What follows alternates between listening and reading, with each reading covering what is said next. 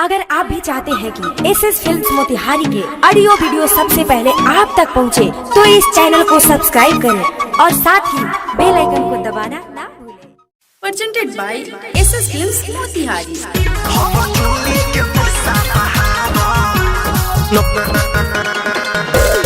Music by Vikesh भोजपुरिया।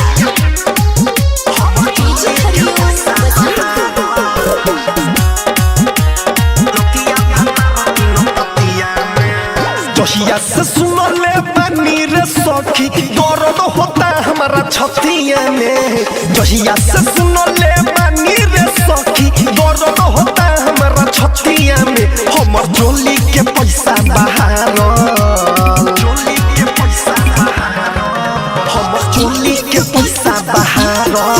सखी नतिया भाता रतिन पतिया में। हमर जोली के पैसा बहार, सखी नतिया भाता रतिन पतिया में।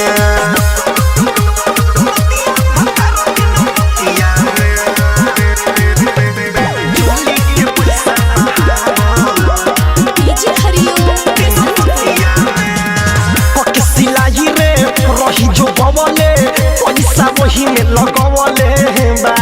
बाबे जुगे हरी पुरानो शहरी बस में खटिया बिछावले बा, बस में खटिया बिछावले बा। के सिलाई रे रही जो बवले पैसा वही में लगवले बा। बाबे न शहरी पूरा गजेहरी बस में खटिया बिछावले बा। चुपे चोरी से कोइले वो बाटे गूगल पे काले रतिया में। हमर चोली के पैसा बहार, सखी नतिया भाता रतिन पतिया में। हमर चोली के पैसा बहार, सखी नतिया भाता रतिन पतिया में। हमर चोली के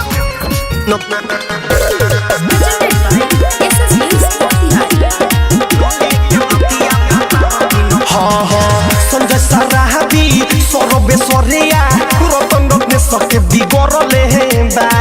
कथी खिया के कथी पिया के मोतियो कर मरले बा। सुना ना संजय सराहबी सरबेश्वरिया रतन रत्ने सके बिगड़ले बा।